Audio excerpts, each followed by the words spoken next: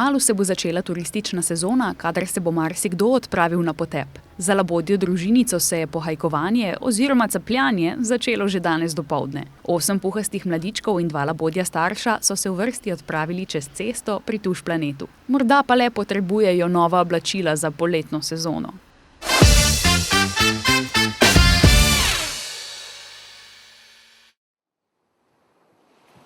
Pretekli četrtek smo od sprehajalcev prejeli informacijo in videoposnetke, da so opazili naftne madeže v morju v izolski marini.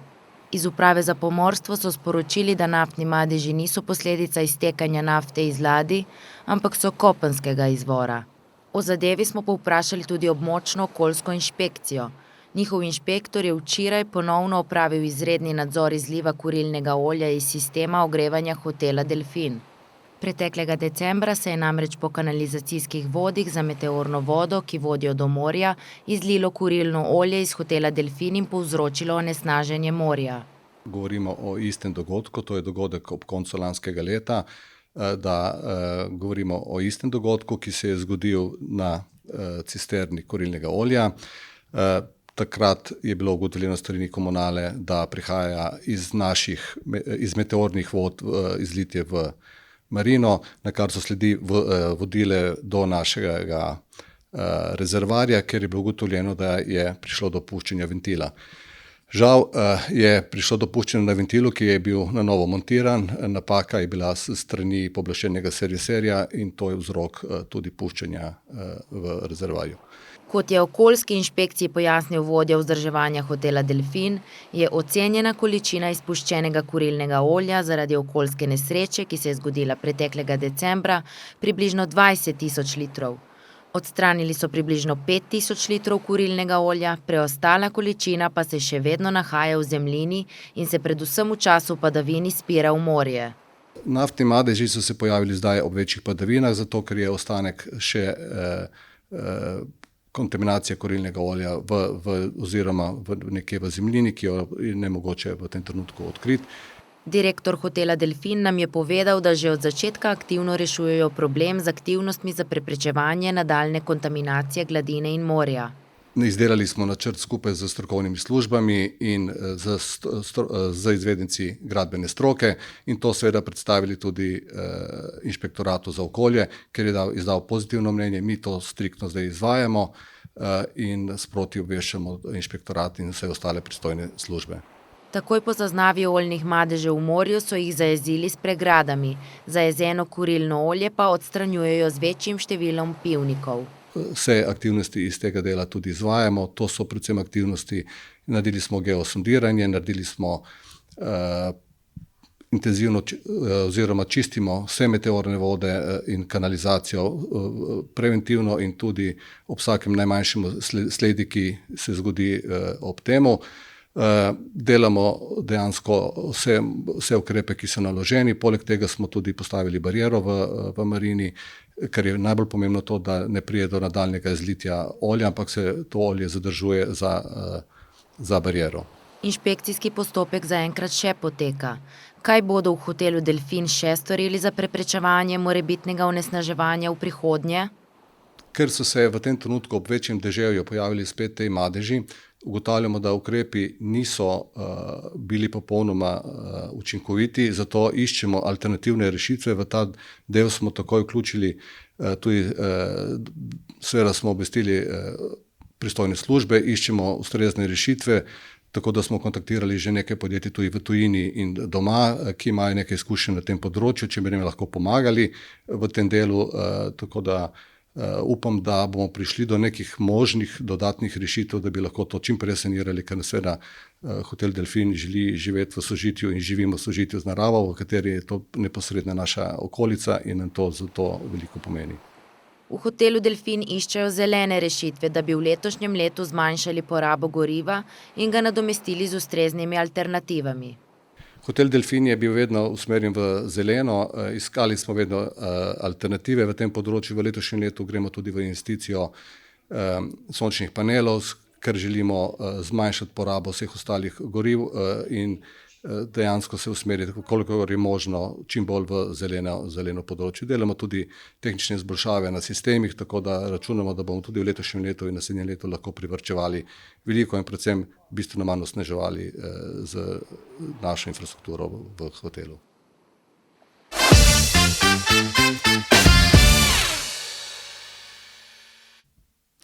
Devetega maja obeležujemo dan zmage nad nacizmom in fašizmom. Leta 1945 se je na ta dan s podpisom kapitulacije Nemčije uradno končala druga svetovna vojna. Nemci so kapitulacijo sicer podpisali že 7. maja v Reimsu, vendar je Stalin zahteval, da so pri podpisu prisotne vse velike članice protihitlerjevske koalicije in da se kapitulacija podpiše v Berlinu. 9. maj je tudi mestni praznik Ljubljane, saj so na ta dan leta 1945 partizanske enote vkorakale v mesto in ga tako simbolno osvobodile po več kot 4 letih okupacije. Poleg tega je bil 9. maj razglašen tudi za dan Evrope. Na ta dan leta 1950 je bila namreč podpisana Schumanova deklaracija, ki velja za začetek združevanja Evrope. Ta praznik je izjemno pomemben zgodovinski dan še vedno, ki se ga moramo še vedno spominjati, ne glede na vso mitologijo, ki je pač povezana s tem. Pač to je dan zmage pač nad fašizmom, ki je danes pač predvsem spominski dan, je pa še vedno uradni dan, tako kot praznik recimo mesta Ljubljane.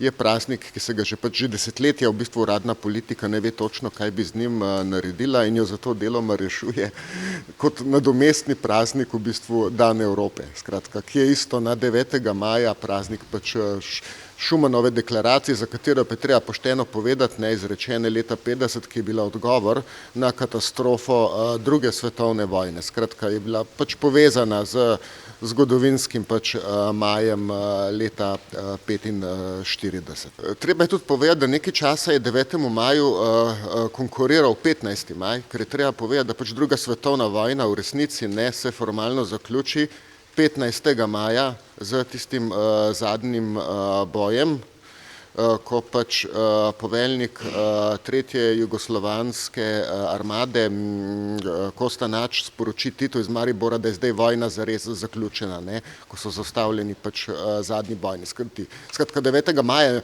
daleč od tega, da bi bil mir. In tudi vprašanje je, kdaj pravi mir sploh nastopi v tem prostoru, ker so odvijali še hudi boj. Ljubljana je bila takrat navdušena, je bilo praznično ozračje, ko so prišli zjutraj partizani v Ljubljano in ko so Nemci in domobranci pobegnili zjutraj, ne.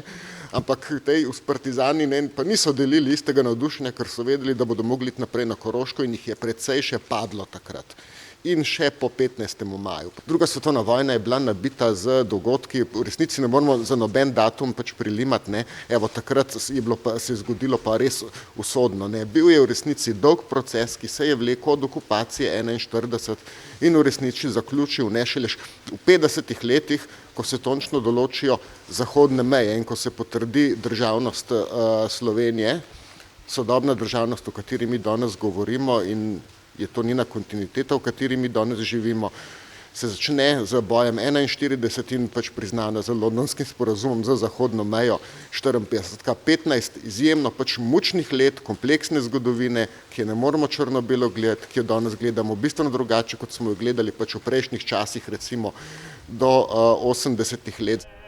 V Dekanih dan zmage že vrsto let obeležujejo na predvečer tega praznika, ko koprski brigadirji prižgejo velik napis Tito, ki ob 21. uri zažari nad vasjo. Tovariš Vojko, še vedno rečemo tovariš. Še vedno. Gospoda nisem uporabljal nikoli. 91 penzija in potem tovariši naprej. Torej tu v Dekanih je ena tradicija, ki jo imajo tu vaščani oziroma bi rekel zveza borcev, vojska, veterani, letos tudi mladina ste videli. To tradicijo tega napisa Tito nad Dekanmi, to so črke 35 metrov visoke in vsako leto pred dnevom 9. majem, torej dneva osvoboditve, dneva zmage ali pa dan Evrope, kakor hočemo, se to prižge zvečer in potem tisti, ki pride, imamo eno tako tovariško druženje. Napis iz kamnov nad Dekani stoji že 17 let, pove Karlo Emeršič, ki je že od začetka glavni organizator prižiga. To je bil že prej en napis star, ki so ga osnovne šole delale takoj 50. leta. In jaz sem potem hribo gor špranciral in sem gledal to, pa smo to potem eni 100 kubikov teh kamnov preložili in na novo naredili, ne. Dosti je bilo teh pripomb takrat, malo sem pa tja. Je pa zdaj ena, kar mi je v zadovoljstvo, da so Dekančani ta napis sprejeli za svojega. Kljub poskusom brisanja in spreminjanja polpretekle zgodovine, Tito ostaja simbol nekdanje države in predvsem zmage nad fašizmom, ki je Primorcem pustil še posebej težke travme. Mislim, jaz sem vojno dal skozi, ne? In mislim, da je Tito zaslužen temu, da mi danes govorimo te slovensko. In treba to tradicijo, ne glede kaj se dogaja, da se to nadaljuje. Zgodovino se pač treba ohranjati. In zdaj, mi zdaj to prenašamo na te mlajše in moram reči, da sem spet zadovoljen, ki so res spremljali to. Imam pa, ko grem gor, kljub temu imam 83 let, imam eno posebno energijo gor, tako da se počutim dobro. Ognjeni napis, ki smo ga lahko videli zažareti natanko ob 21. uri, so prižgali koprski brigadirji, pri tem pa so jim pomagali tudi najmlajši člani. Torej, tukaj z mano so Neja, Tita in Iris, mlade brigadirke iz kluba brigadirjev iz Kopra. Povejte mi, danes ste bile vse tri gor na prižigu napisa Tito. Kako je bilo? V redu, na začetku je bilo malo težko prižgati, ker je pihal veter, na koncu bilo v redu. Ste prvič dan letos tukaj? Ja, smo prvič in je bilo ful lepo. Prižgali smo bakle, ki so pač razporejene po kamnih med črkami in je bilo ful lepo, ker so vse pač v določenem zaporedju so zagorele. Kako pa, da v bistvu sodelujete pri temu? Ne vem, so nas povabili in nas je navdušilo in smo prišli. In se boste še naprej udeleževali tega praznika? Ja, če bo le možno. Če povem po pravici, čudovito. Vreme nas je pustilo, malo piha, ampak to nas ne ustavi. Vzdušje v Dekanih je ob dnevu zmage potekalo v duhu sproščenega praznovanja, vendar 9. maj že vrsto let spremljajo tudi različne polemike in žolčne debate. Zgodovinar Centrih meni, da so te vendarle pomembne, saj nas opominjajo na razmislek o tem, v kakšni družbi živimo.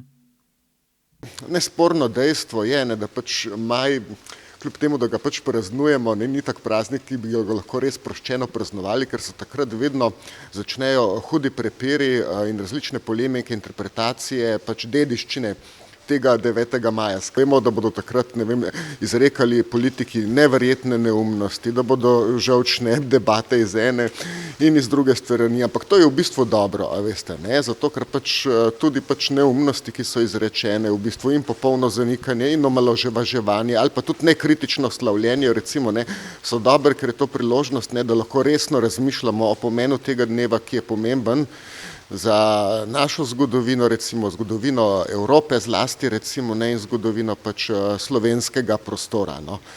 Tako da pač kritično premišljujemo, da se ne prepustimo samo pač nekemu prazničnemu, preprosto komemorativnemu vzdušju, da imamo tukaj resen premislek, da tudi razmišljamo, v kakšni družbi pač mi danes smo. Na obali so poleg Dekanov proslavo ob dnevu zmage obeležili tudi v Izoli, kjer so priredili koncert s slavnostnim govorom.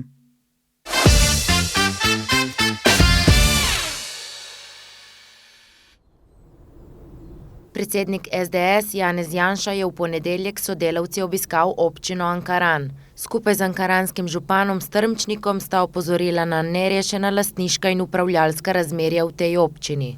Danes občina Ankaran se uspešno razvija, je pa toliko državne infrastrukture na območju občine Ankaran, da je potrebno harmonizirati in usklajevati razvojno in prostorsko načrtovanje iz pristojnosti države, torej državno prostorsko načrtovanje in občinsko na drugi strani, zamenjevati nepremično premoženje, skladno razvijati Ankaranski polotok. Žal je tukaj še kar nekaj nerešenih vprašanj, predvsem v smislu lastništva ali pa razpolaganja z zemljišči, ki so državna, pa z dostopom do morja in tako naprej. Zdaj nekaj tega smo rešili v prejšnjem mandatu, veliko tega je še odprtega. Poslanci SDS so se na obali pogovarjali tudi z gospodarstveniki, obiskali nekaj kulturnih ustanov in Luko Koper.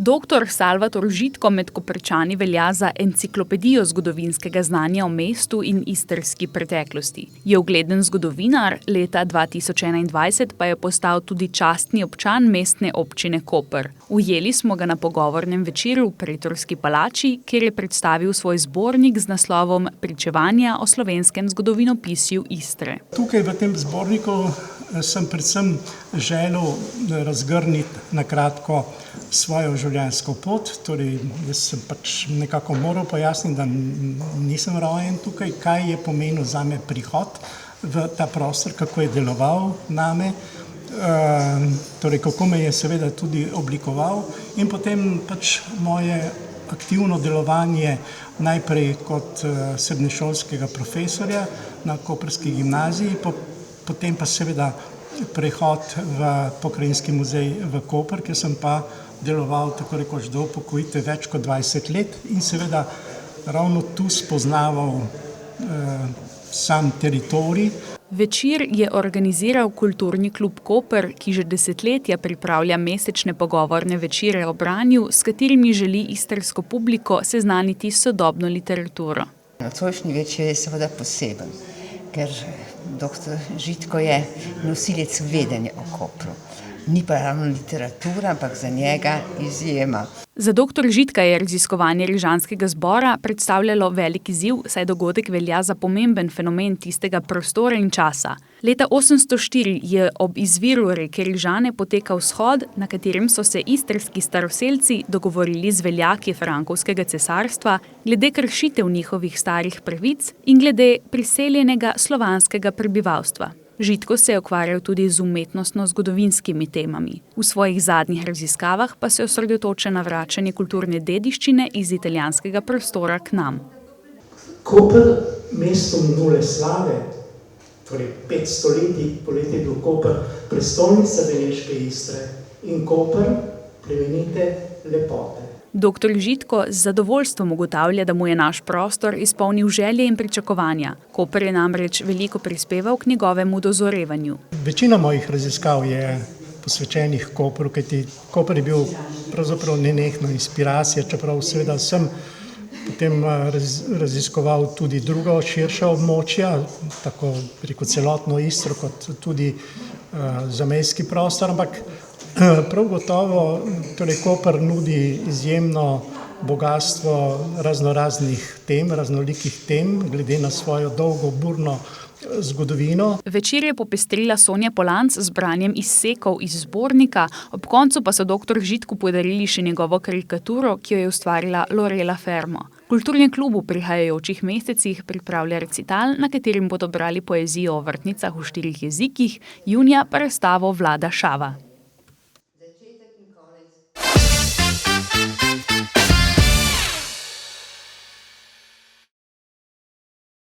V času prvomajskih praznikov je bil na Koprskem pravi prometni kolaps. Že res, da se število tranzitnih turistov veča, vendar je dejstvo, da so za nevzdržne prometne razmere krive tako neustrezna cestna infrastruktura kot leta zamajujoči projekti. Dejstvo je, da narašča promet, narašča število prebivalcev, obiskovalcev in tovornih vozil. Skratka, vsega je več, cestna infrastruktura pa ostaja enaka. Res, da projekti tečejo, ampak prepočasi. In prav zaradi tega je župan pisal predsedniku vlade. Kot pravi, z namenom pospeševanja urejanja razmer. Projekti tečejo naprej, kar se tiče vpadnic, kar se tiče širitve Bertoške vpadnice, Šmarske ceste, je prej zateče vse prepočasi, zato da bi lahko rekli, ja, zdaj pa se res začenja izvajati. Zato je tudi to pismo bilo poslano ne kot nezaupnica, ampak predvsem kot katalizator, torej pospeševalec vseh aktivnosti, zato da se resno to zapelje naprej še, mislim, res v doglednem času, da bomo leto 2024 recimo res začeli graditi širitev oziroma širiti Šmarsko cesto konkretno. V javnem pismu, poslanem premierju, je župan predlagal sklop ukrepov, ki bi jih bilo potrebno izvesti zato, da bi se v prihodnje lahko ognili podobnim prometnim razmeram. Poleg okrepljene policijske prisotnosti v času turistične sezone. Ena od točk, ki mislim, da je zelo hitro rešljiva, je to, da se zagotovi tukaj več kadrov, ki bi pomagali smerjati promet, pa tudi na kopališčih v bistvu zagotavljati primerno stopnjo varnosti. Jaz mislim, da tega ni nikoli preveč, zato je prav, da pride nekaj več teh kadrov tudi naše kraje med sezono. In ukinitve vinjetnega sistema od mejnega prehoda Škofje do Markovškega predora do konca turistične sezone? Zakonodaja določa, v kakšnih primerih se lahko usmeri iz lokalnih cest na hitro cesto in na razvinjeti. Jaz mislim, da imamo dovolj dobro osnovo za to, da bi se med sezono poletno lahko tudi ta celoten odsek razvinjetili oziroma pač, da ne bi bilo podvrženo vinjetnemu sistemu. Za stalno razvinjetenje pa mislim, da bo ta debata še precej dolga in tudi argumentov bo treba še več zbrati oziroma predvsem zakonske podlage za to. Je prav širitev Šmarske ceste in dokončanje državnega prostorskega načrta za izgradnjo hitre ceste proti Hrvaški prioritetni ukrep za razbremenitev prometa v prihodnje. A kaj, ko se prav na tej točki mnenja krešejo? V civilni iniciativi Šalara, Škocjan, Triban in Bošamarin pravijo, da je sicer nujna širitev Šmarske ceste, a hkrati pričakujejo, da se bo po koncu izgradnje izdelala prometna študija, s katero bi se potrdila ali povrgla potreba po hitri cesti. Sami so namreč prepričani, da ne bo več potrebna. To je tudi naše stališče in na to smo pristali, nimamo težav pri tem. Šmarska cesta je bila mišljena že v štartu kot začasna rešitev, dokler ne bo tranzitna cesta na Hrvaško urejena. S tem nimamo težav in naj tudi gre to pot. Ne želimo pa si, da kdorkoli zminira projekt tranzitne ceste, ker tranzitno cesto mi namreč potrebujemo. Do takrat, ko bo zgrajena, do takrat bomo imeli mi težave z vsemi turisti in teh je, oziroma ki pač gravitirajo na hrvaški del Istre in pač moramo to rešiti. Predtem pa se strinjam tudi jaz, da ko se vzpostavi širitev Šmarske ceste, da se takrat prešteje promet in potrdi ali pa zavrže, da je tranzitna cesta res potrebna. Ne? Civilna iniciativa smatra, da tranzitna cesta ne bo več potrebna. Jaz sem prepričan, da bo, ker problemov na Šmarjah nobena širitev pri Šalari ne bo rešila. Ne? So se pa na pisanje župana že odzvali pri resornih ministrstvih in je na to temo včeraj potekal sestanek pri županu.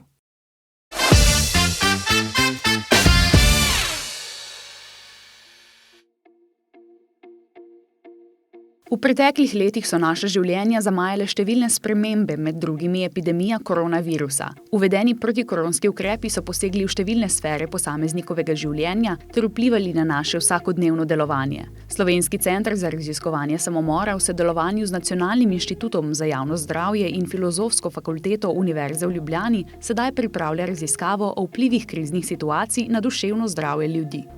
Začeli smo jo torej že med samo epidemijo, vendar zdaj, kot seveda vemo, je epidemija nekako zaključena, zato nas zanimajo tudi posledice epidemije, na nek način pa se želimo osredotočiti tudi na to, kako zdaj doživljajo ljudje trenutno situacijo, recimo draginjo, morda prihajajočo se ekonomsko krizo in podobno. Seveda neke posledice se torej še poznajo, posledice vojne v Ukrajini in podobno, tako da zanima nas pravzaprav človek v času neke krize. V raziskavo želijo vključiti celotno populacijo, da bo vzorec čim bolj reprezentativen, k sodelovanju vabijo vse od najmlajših do najstarejših. Potekala bo v živo v obliki individualnih pogovorov. Za sodelujoče prostovoljce bodo zagotovili njihovo anonimnost in prostor zaupanja. Gre za vseslovensko raziskavo, cilj centra pa je doseči predvsem živeče na obali. Namen raziskave je torej ta, da nam pomaga pri snovanju nekih intervencij, s katerimi čim bolje pokrijemo potrebe, ki se pojavljajo med populacijo. Nekatere intervencije bomo izvajali sami, tudi to je del tega projekta. Za druge intervencije pa bomo pripravili poročila, tako za strokovnjake, morda tudi za odločevalce politik. Želijo si, da bi s pridobljenimi podatki dosegli čim večji vpliv na to, kakšne intervencije se bodo v času kriz izvajale v prihodnje. Rezultati bodo objavljeni na različnih mestih. Naš cilj je rezultate deliti tako z znanstveno javnostjo, kot pa tudi strokovno javnostjo, laično javnostjo in tudi morda za odločevalci politik. K sodelovanju se lahko prijavite prek e-mail naslova info.scsr@upr.si ali na telefonsko številko 040 490 580. V zahvalo za sodelovanje bodo udeleženci prejeli vrednostni bon za živilsko trgovino.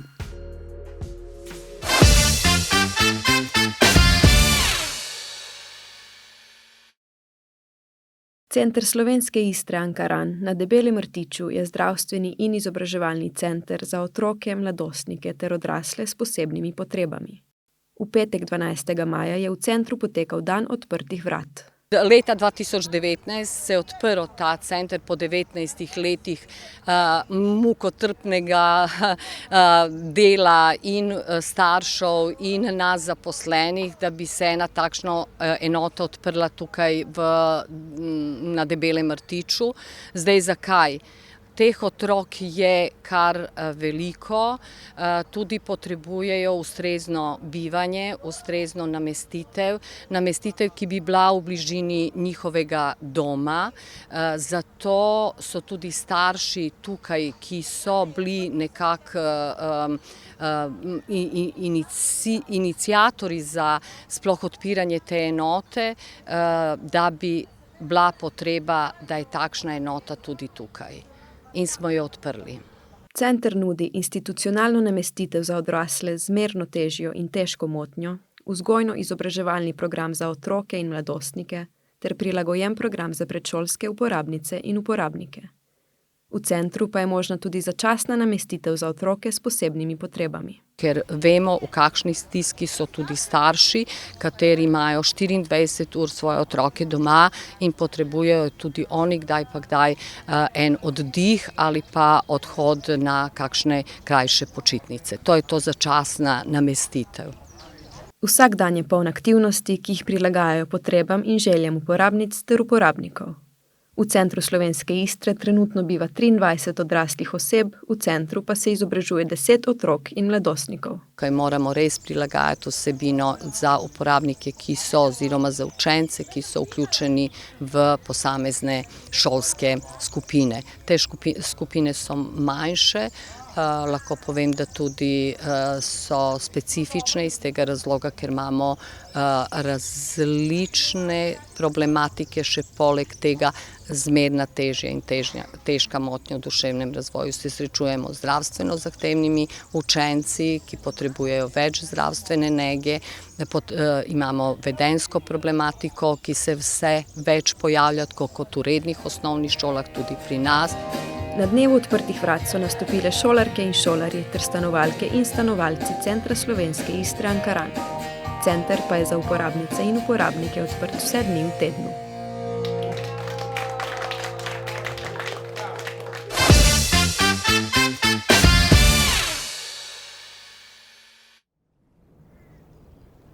V začetku tedna je v mestni občini Koper začel veljati nov poletni parkirni režim, ki prinaša podražitve parkirnin in spremenjene urnike nekaterih parkirišč. Občutno so se podražile cene parkiranja na makadamskem parkirišču v Žusterni, na trgu Brolo in na Vargerijevem trgu, kjer bo po novem potrebno odšteti 2 evra na uro. Podaljšalo pa se bo tudi obratovanje parkirišča na Vargerijevem trgu, ki bo po novem plačljivo do 19. ure. Kaj želimo doseči? Torej, zavedati se moramo, da med poletno sezono prihaja do bistveno več obremenitev parkirnih površin in v prvi vrsti moramo skrbeti za prebivalce mestnega jedra, ki imajo dovolilnice in morajo imeti prostor, kje parkirati tudi med poletno sezono. V drugi vrsti oziroma druga prioriteta so redni obiskovalci naše občine, torej tisti, ki prihajajo sem na delo. Tisti tudi morajo imeti prostor, kje parkirati in oni uporabljajo abonma in tudi za njih se cena v praksi tudi ne spreminja nič. V nadaljevanju so seveda tisti, ki prihajajo po različnih opravkih, nujnih ali manj nujnih v samo mesto. Za te se je tudi poskrbelo za brezplačno parkiranje, ki ostaja za prvo uro nespremenjeno. Brezplačna ostaja prva ura parkiranja za zapornicami na tržnici ter v parkirni hiši Belveder. Za vsako nadaljno pa bo na obeh parkiriščih potrebno plačati 0,5 evra. Najdražje bo po novem parkiranje na Ukmarjevem trgu, kjer bo za uro parkiranja potrebno odšteti 2,5 evra. Parkiranje pa bo plačljivo 24 ur na dan. S temi podražitvami želijo na občini odvrniti ljudi od parkiranja v neposredni bližini morja. Na površini Ukmarjevega trga namreč občina v prihodnosti načrtuje nove vsebine. Vsi želimo, da se čim več ljudi odvadi parkirati, ker tukaj želimo spostaviti nove vsebine. V tem poletju že pripravljajo neke nove vsebine, radi bi imeli širši družbeni diskurs, kaj si ljudje tukaj želimo. Sem pa prepričan, da to ni parkirišče, ker parkirišče s pogledom na morje, kot sem že povedal, so, mislim, da res nepotrebno v tem kraju. Cene mesečnih parkirnih abonmajev tokrat ostajajo nespremenjene. Občani bodo zanje tako kot doslej plačevali 20 evrov, vsi ostali pa 30 evrov. S splošnim abonmajem je mogoče parkirati na 18 parkiriščih po mestu in okolici. Poleg tega si bodo lahko občani Kopra za 10 evrov mesečno priskrbeli dovoljenje za parkiranje na makadamskem parkirišču v Žusterni. Če pa si boste želeli le jutranjega skoka v morje, si lahko Koprčani priskrbite tudi abonma za brezplačno jutranje parkiranje med 6. in 9. uro zjutraj. Ponudniki turističnih nastanitev v Kopru so v preteklosti večkrat izrazili željo, da bi občina uvedla abonmaje, ki bi jih lahko kupili gostje, ki v mestu ostajajo krajši čas od enega meseca, kolikor velja običajni abonma. Tem željam je občina zdaj ugodila. Poskrbeli smo tudi za turiste, torej tisti, ki prihajajo sem za nekaj dni ali pa teden dni ali tudi več z turističnimi paketi, tako rečeno, oziroma turistični abonmaji, torej za 15 evrov lahko parkirajo avtomobil za 7 dni, oziroma tisti, ki se stavljajo za manjši čas, za krajši čas, lahko grejo na park and ride, kjer lahko brezskrbno parkirajo za 2 evra na dan. Tako da smo poskrbeli nekako za vse. Poleg tega je občina že pred leti uredila posebno parkirišče za avtodome pri glavni avtobusni postaji. Za parkiranje avtodomov imamo urejeno parkirišče za avtodome ob glavni avtobusni postaji v Kopru na Kolodvorski cesti, kjer je možno za 20 evrov na dan parkirati avtodom, uporabljati sanitarni objekt, koristiti priklop na elektriko, vodo. Cena pa vključuje tudi potem 2 povratne avtobusne vožnje v center mesta. Gre za zelo obiskano parkirišče, predvsem v poletni turistični sezoni. Med samim letom pa beležimo največ obiskov potem ob koncih tedna oziroma ob večjih državnih praznikih. V javnosti so se že pojavila vprašanja o tem, čemu bo občina namenila višje prihodke od parkirnin. Župan na to odgovarja. Presežkov, kar se tiče investicij v prometno infrastrukturo, nikoli ni. Mi vedno več investiramo, ko dejansko se potem obrne. Vsaka garažna hiša, če je namenjena prebivalcem in obiskovalcem, ni tržno naravnana. Torej nimamo parkirnine, nimamo abonmajev, recimo kot v Ljubljani, ki dosegajo in presegajo 60 evrov na abonmane, imamo pač bistveno nižje.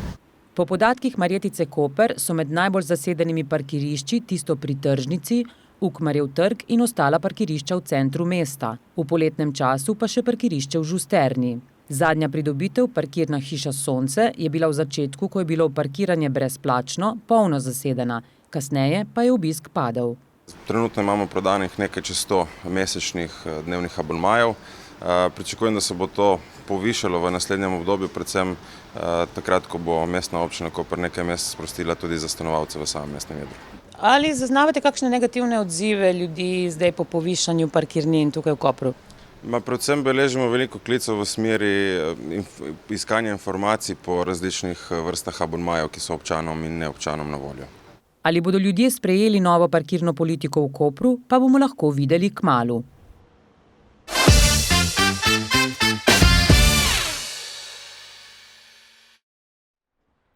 V zdravstvenem domu Lucija se je 8. maja pričel teden zdravja. Dogodek, ki ga tradicionalno prireja Center za krepitev zdravja Zdravstvenega doma Piran, bo trajal do sobote 13. maja. Ta teden zdravja je pa naša skupna akcija z občino Piran. Kot vidite, skupaj delamo za zdravje. Običajno smo imeli to en dan spomladi, pa en dan jeseni. Zdaj smo pa ta spomladanski dan raztegnili na teden zdravja, da ponudimo ljudem čim več različnih vsebin. Čez teden so bile obiskovalkam in obiskovalcem na voljo brezplačni pregledi raznih kazalnikov. Med drugim so izvajali meritev krvnega tlaka in kostne gostote, testiranje obremenitve stopal in meritev dioptrije. Vse to, da pač ljudje spoznajo, kje so, da mogoče ugotovijo, ali so kakšni dejavniki tveganja prisotni in potem jim ponudimo tudi rešitve. Tako da lahko gredo na vadbo, lahko gredo na predavanje, kjer malo bolj osvetlimo določeno temo. Recimo imeli smo predavanje o osteoporozi, o demenci, imeli smo predavanja o dejavnikih tveganja, imeli bomo predavanja za starše o vplivu zaslonov pri otrocih in mladostnikih, tako da zelo različne vsebine za zelo različne ciljne populacije. Program je spremljala še tržnica zdravja. Tržnica zdravja ponuja storitve oziroma se predstavljajo društva, recimo društva bolnikov ali pa organizacije, ki ponujajo neke izdelke ali pa storitve povezane z zdravim življenjskim slogom.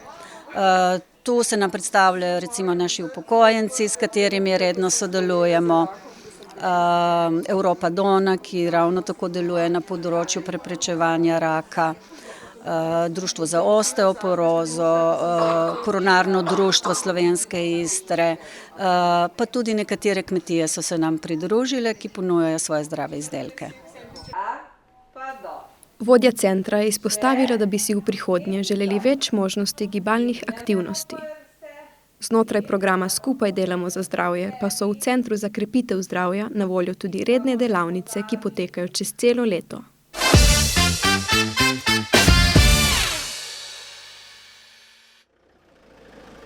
Pretekli teden je na Bernardinu potekala konferenca evropskih sodnikov Evropskega sodišča za človekove pravice v družinskem pravu v organizaciji Centra za izobraževanje v pravosodju ter odvetniške zbornice. Moram reči, da to je velika čast. Torej, Center za izobraževanje v pravosodju, ki ga imamo v okviru Ministrstva za pravosodje, je bil organizator tega dogodka skupaj z odvetniško zbornico oziroma našo akademijo odvetniške zbornice, ki služi predvsem dogodkom in stalnemu izobraževanju odvetnikov. In res ni pogosto ali pa praktično je bilo to edinstveno, da toliko sodnikov pride v eno od držav in slušatelji so iz vseh deležnikov pravosodja. Torej, niso predavali samo sodnikom, predavali so centrom za socialno delo, predavali so izvedencem, predavali so odvetnikom, predavali so državnim odvetnikom, predavali so sodnikom in ker vsi te smo na nek način udeleženi v postopkih, ki se nanašajo na vprašanja vezana na urejanje družinskih razmerij. Namen obiska je bilo spoznanje, da morajo biti posamezniki že na prvi stopnji deležni dobrega sodnega varstva. Sodniki so prišli z namenom ali pa zaradi spoznanja, da primarno morajo države na prvi stopnji, torej tam, kjer smo mi, posamezniki udeleženi v lastnih državah, biti deležni dobrega sodnega varstva in zaščite svojih pravic, ker oni pridejo na vrsto v Štrasburgu šele potem, ko mi tukaj vse zaključimo in to je lahko včasih tudi časovno zelo odmaknjeno od tistega dejanskega dogodka ali pa kršitve, ki se uveljavlja.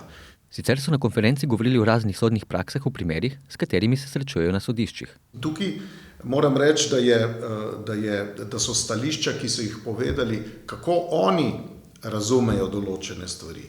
Kako, naprimer, eno od vprašanj, ki je bilo dano sodnikom, je bilo, kdaj ima mladoleten otrok možnost izraziti svoje želje, svoj interes, kdaj se ga sploh vpraša, pod kakšnimi pogoji, koliko je upoštevno to, kar on pove.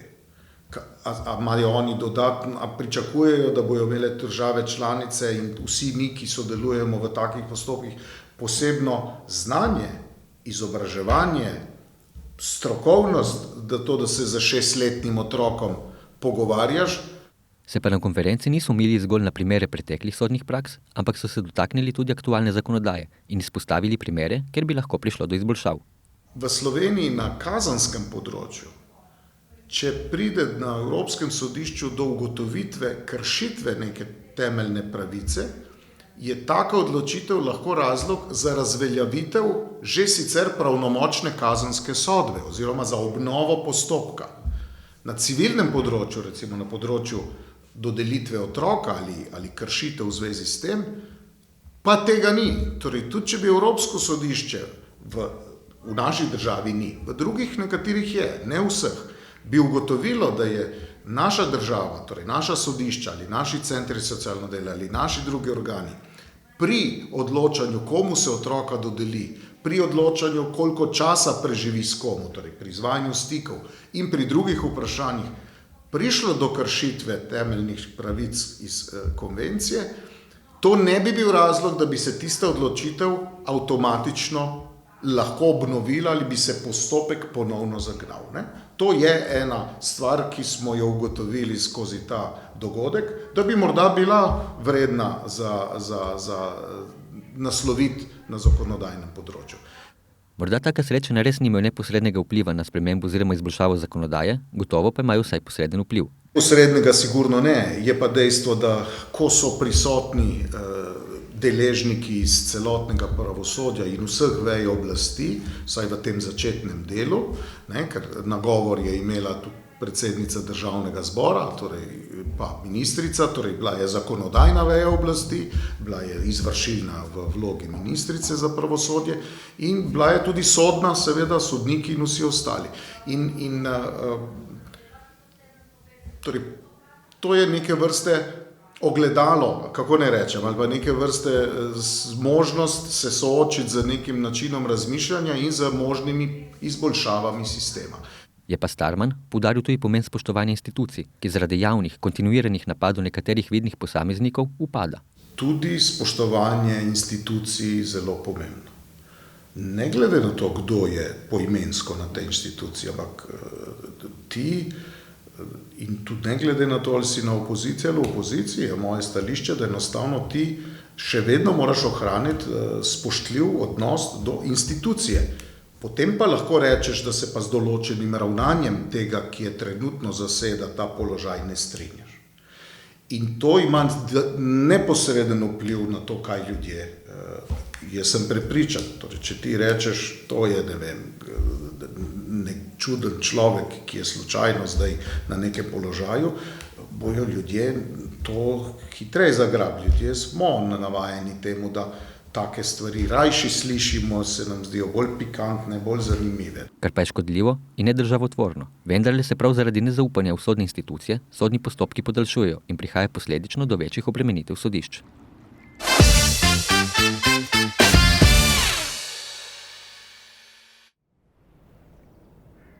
Javni stanovanjski sklad Mestne občine Koper je 4. maja objavil javni razpis za dodelitev neprofitnih stanovanj v najem. Gre za 75 neprofitnih stanovanj na lokaciji Nova Dolinska v Kopru in izpraznjena stanovanja v Kopru in Ankaranu. Cena najema naj bi bila 4,5 evra za kvadratni meter. Torej bo najemnina za dvosobno stanovanje v izmeri 55 kvadratnih metrov znašala okvirno 320 evrov. Danes imamo razpis odprt, ki bo bil zaključen 5.6. 75 neprofitnih stanovanj bomo imeli. Pogoji za razpis so državljanstvo Republike Slovenije, stalno bivanje v občini Koper od 1.1.2023 in starost 18 let. Za ostalo pa se bo težkovalo socialne in stanovanjske razmere sedanjih oziroma bodočih najemnikov. Na razpis se ob upoštevanju vzajemnosti lahko prijavijo tudi državljani drugih članic Evropske unije. Do najema so upravičene tudi osebe, ki so po zakonu o tujcih pridobile dovoljenje za stalno prebivanje. Poleg splošnih pogojev so določili tudi finančne kriterije. Osebe so upravičene do dodelitve stanovanja, če dohodki njihovih gospodinjstev v koledarskem letu 2022 niso presegli določenih odstotkov od lanske povprečne neto plače v državi, ki je znašala 1318,64 evra. Najemniki neprofitnih stanovanj, ki se oddajajo za nedoločen čas, niso upravičeni do dodelitve stanovanja. Prosilec ali ožji družinski člani ne morejo biti lastniki stanovanja in ne morejo biti lastniki drugega premoženja, ki presega 40 odstotkov vrednosti primernega stanovanja. Stanovanjske in socialne razmere prosilca bodo ocenjevane s točkovanjem. Oblikovan je tudi prednostni seznam najemnikov. Prednostno se točkuje, ko imajo enako število točk mlade družine, pa mladi, pa družine z otroci. Prednost imajo tudi invalidi z vozičkom. ker imamo tudi 10% stanovanj, to je 8 prirejenih za invalide. Prosilci, ki od rojstva imajo stalno bivanje v mestni občini Koper in občini Ankaran, dobijo kar 70 točk. Za vsako leto stalnega bivanja v občini, za tiste, ki tu ne živijo od rojstva, pa šteje 1 točka za posamezno leto. Ker je v Kopru veliko ljudi, ki čakajo na stanovanja, na javnem stanovanjskem skladu pričakujejo od 700 do 900 vlog. Zato bo v prihodnosti še takšnih razpisov. Ja, to odvisno bolj od ustanovitelja pa od države, koliko se namenijo sredstev, ker mi same najemnine, ker ni tržna najemnina, mi ne moremo zbrati sredstev za novogradnjo. Imamo pa predvideno, da naj bi v 2024 še en blok na isti lokaciji, 4, zdaj z 20 do 30 stanovanji. Ampak bo šlo verjetno vodaja po teh razpisov, ki je zdaj odprt. Obrazec vloge lahko prosilci dobijo vsak delovni dan od 8 do 12 ure in v sredo od 14 do 17 ure v pisarni javnega stanovanjskega sklada mestne občine Koper. Obrazec je na voljo tudi v elektronski obliki. Vloge s prilogami in dokazilom o plačani taksi, ki znaša 22,60 evra, lahko prosilci pošljajo do vključno 5. junija.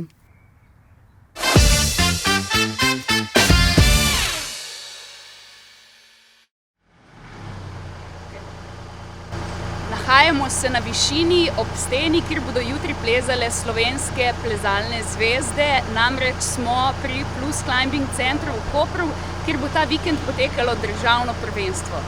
Ja, začnemo jutri zjutraj z starejšimi deklicami in dečki. V nadaljevanju so kadeti, pa kadetinje in v popoldanskem času članice in člani. Pa večerni finale ob 8. V nedeljo pa vse mlajše kategorije.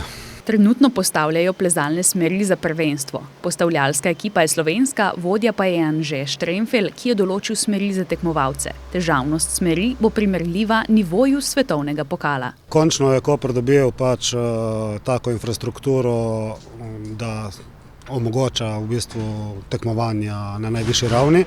To smo videli že lani s svetovnim pokalom in ker je po kalendarju zdaj prvič koledarsko leto, da je stena narejena, smo tako izkoristili možnost in tudi tukaj organizirali državno prvenstvo. Tekmovanja se bodo udeležili tudi najboljši slovenski plezalci in plezalke.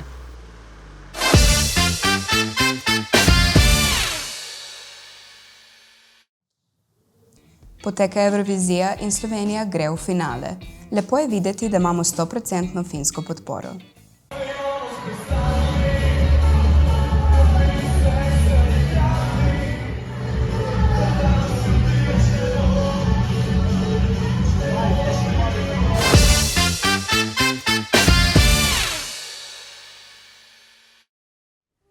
Lepo pozdravljene gledalke in lepo pozdravljeni gledalci.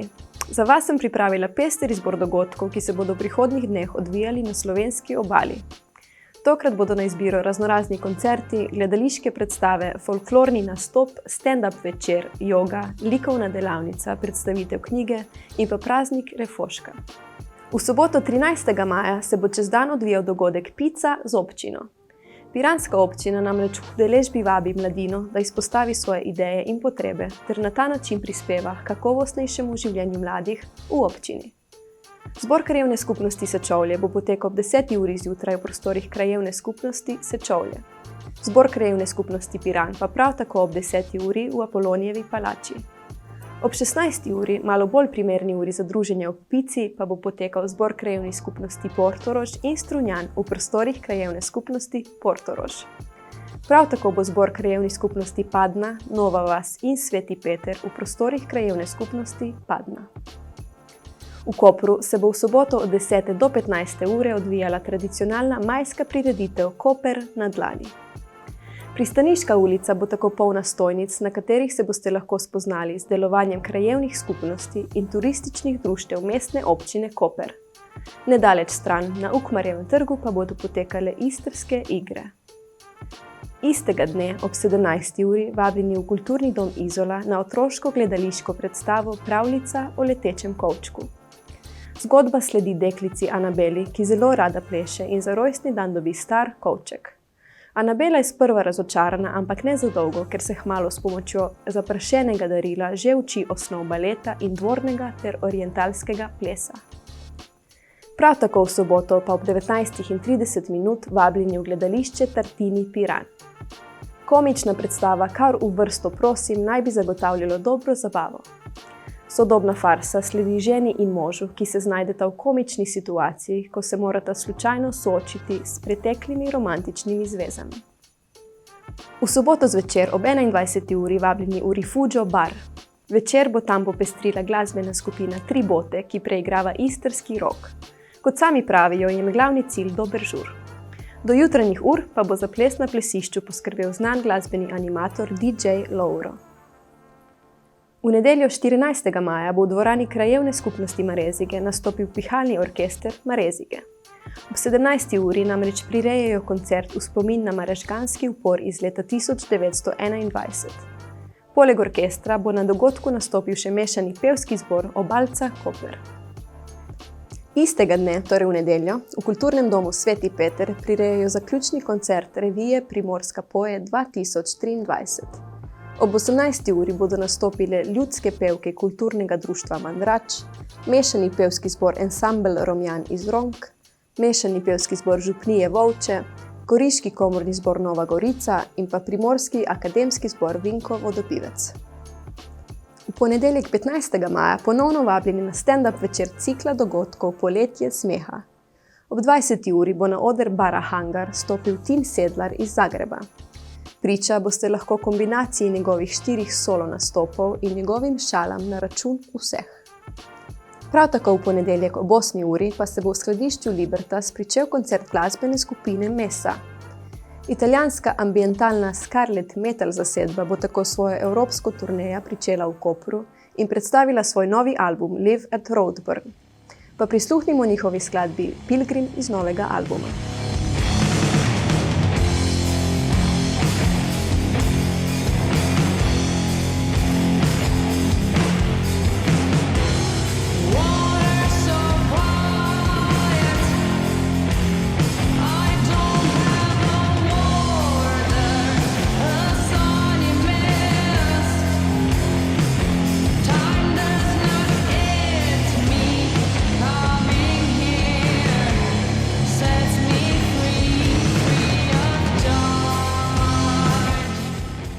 V torek 16. maja se bo, kot pravi v mladinskem centru Markovec City, ponovno migalo.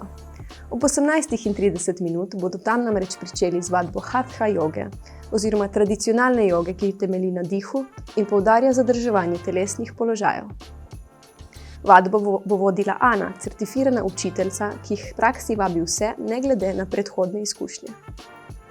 Istega dne, torej v torek, pa vabljeni še na predstavitev knjige Spregledana slovenščina. V Mestni knjižnici Izola bo namreč avtor Metod Žunec predstavil svojo knjigo in raziskavo slovenščine v odnosu do univerzalnega jezika. Slovenski jezik namreč v svojih glasovih, zlogih in besednih jedrih skriva veliko spoznanj ter modrosti, ki so jih naši predniki vtkali v tvorbo besed. V četrtek 18. maja bodo v Centru mladih Koper ob 17. uri pričeli z likovno ustvarjalnico. Delavnico z imenom Naslikaj si vesolje bo vodila umetnica Urška Pavlović, ki rada spodbuja ljudi k ustvarjanju. Na delavnici se boste lahko naučili slikanje motiva vesolja z akrili na platno. Delavnica bo brezplačna, predznanje ni potrebno in material bo zagotovljen. V petek 19. maja bo v Auditoriju Portorož potekalo praznovanje 60. obletnice delovanja folklornega društva Val Piran. Folklorna skupina že 60 let prispeva k ohranjanju kulturne dediščine slovenskih pokrajin skozi ples, petje in glasbo. Prireditev se bo pričela ob 19. uri, na odru pa vam bodo zaplesali istrske, gorenjske in štajerske plese. Istega dne, torej v petek, se bo ob 8. zvečer na vrtu mladinskega centra Markovec City pričel koncert. Nastopil bo Miki Solus, ki bo koncert izkoristil za promocijo novega albuma Najbolji su pjevači bez sluha. Na odru pa ga bo spremljala njegova zasedba Džungla Tonaliteta. Prisluhnimo skladbi Michael Scott z novega albuma, ki je nastal v enem dnevu. Kad je život ružan kao sivi velik štakor koji u tvom vrtu uništava cvijeće. Ti nemoj biti tužna, ja znam da nije lako kada osjećaš se ko kanta za smeće. Kada svijet ti se ruši, ti potegni ga za uši. Kad si u tužnoj fazi života, sjeti se riječi Michaela Scotta. Od 19. pa vse do 21. maja pa se bo v Marezigah odvijal praznik refoška in slovenske Istre. Čez dan bodo vse dni na voljo razne dobrote istrske kuhinje, sprehodi med refoški in degustacija nagrajenih vin. Poskrbljeno bo tudi za zabavni program, ki se bo odvijal v večernih urah. Otvoritev praznika se bo pričela v petek 19. maja z začetkom ob 18:30. Nastopili bodo pihalni orkester Marezige in učenci osnovne šole Ivana Babiča Jagra Marezige ter Platana in Klapa Semikanta. V soboto 20. maja pa bo za zabavo poskrbela obalna glasbena zasedba Nočni skok. Upam, da je vsak izmed vas našel kaj zase, se vidimo prihodnjič.